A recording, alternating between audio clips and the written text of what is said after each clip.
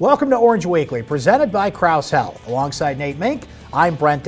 Coming up, can the Orange pull off the upset 2 years in a row over the Clemson Tigers? We'll preview the matchup and hear from Dino Babers in the Orange as they get ready to head down to Death Valley. But Nate, first, this team is 4-0 here at the quarter pole as they cross over into conference play.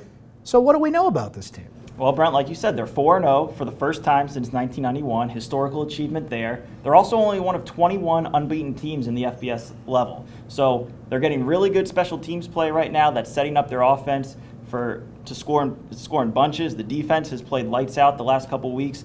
They're all flowing really smoothly right now going into a big test at Clemson. I think defense and special teams are the big points there because I think we knew this team could score points. We knew their offense would be flowing. But to see a Sean Riley step up on special teams, to see this pass rush be as aggressive as it is, they're going to need it against this Clemson team. And, Nate, we know how big of a win it would be. We know what the upset would be 2 years in a row. But really, what's at stake for the Syracuse football team as they get ready to take on the Tigers? I think you have to start at a place that no one thought we would start in coming into the season. If they win this game, Brent, they're in the driver's seat for an ACC Atlantic Division title, wow, which is unfathomable 3 months ago. But that's where they're at. I mean, Clemson has been the defending champion 3 years in a row.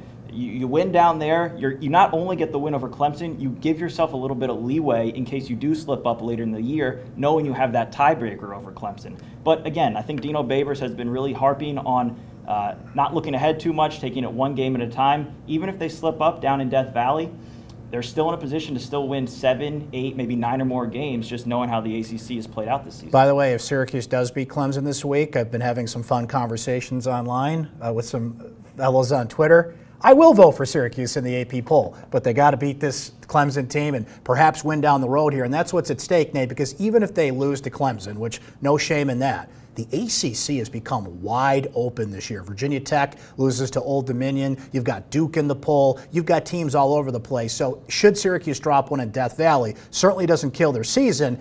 It may open up some opportunities down the road, though. Absolutely. The opponent next week at Pittsburgh got scalped by North Carolina last week. North Carolina, who you come back in after the bye week and host on homecoming, they got scalped by East Carolina, who got beat by an FCS opponent earlier this year. Later down the schedule, Louisville. You saw what they did at Virginia, 27-3. Their offense is in shambles right now. There's a boatload of opportunity for this team to pile up wins, even if the result on Saturday doesn't go their way. Well, Clemson certainly remembers what happened at the Carrier Dome last year. We've got plenty of reaction from Dino Babers and the Orange as they get ready to take on the Tigers. It's time for Syracuse Soundbites.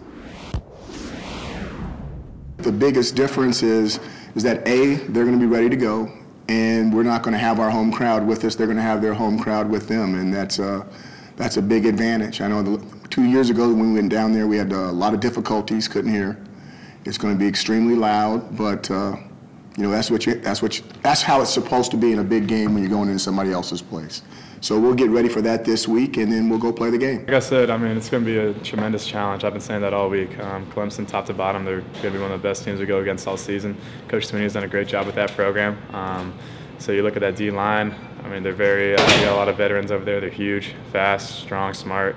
So it's going to present a major challenge for our linemen and their linebackers. Like I said, they got a lot of experience, and the defensive backs are very athletic. So it's going to be a challenge, but I'm looking forward to going down there. It just shows that any team is beatable.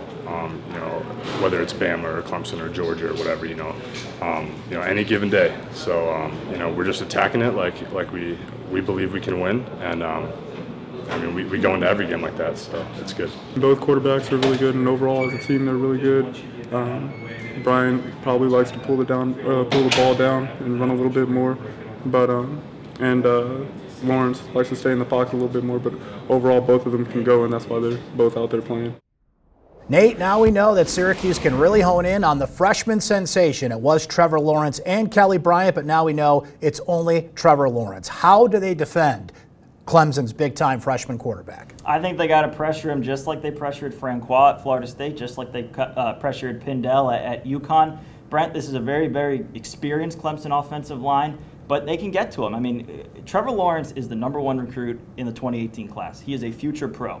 He can stretch the field vertically in ways that maybe Kelly Bryant couldn't consistently do. His average completion is more than 15 yards, which is an elite level. They have to pressure Trevor Lawrence. If not, it could be a long day knowing how balanced Clemson is in the running game. Look, this kid's thrown 9 touchdowns this year. He's got a cannon for an arm, but he's still a freshman. I think Syracuse can rattle him. They got to Kelly Bryant a year ago, 4 sacks in that game, but Clemson has plenty of offensive weapons at receiver, Travis Etienne at running back, so it's going to take a balanced effort from this defense to beat this Clemson team again. I know it was a year ago, Nate, but what lessons do we take away from the game a year ago to apply to this game this week? Absolutely, the fact that for as good and as overhyped as Clemson's defensive line is, Syracuse pushed them back last year at scrimmage. They won the physical matchups against Dexter Lawrence, Christian Wilkins, Austin Bryant, Cleveland Farrell, all guys who are going to be off the NFL draft board by day 2 at the latest. So the fact that you went into that environment last year at the Carrier Dome, you pushed back that very good, vaunted defensive line, can only help you going down to Death Valley. I got good news for you, Syracuse fans. They're going to cover the point spread, for entertainment purposes only. But I do think Clemson wins this game 38-27. Nate, give me a prediction as you get ready to head down to Death Valley. I'm saying they pull the stunner off. Believe it or not, I think they can do this. Whoa! I think they can do this 2 years in a row because they have the confidence from last year and they have the quarterback in Eric Dungey, who, look, Trevor Lawrence is going to get a lot of publicity going into this game. He is a future pro, like I said earlier. This is a big stage for Dungey. I think he's in a spot where he's, again, overlooked among the quarterbacks in the ACC. I think he likes the position he's in this week, and I think he's a gamer like we saw last year again. I love it. Nate swinging big here. We'll see if the Orange could do it 2 years in a row. For now, that's this week's edition of Orange Weekly. For Nate Mink, I'm Brent Dax. It's all been presented by Krause Health. We'll talk to you next time.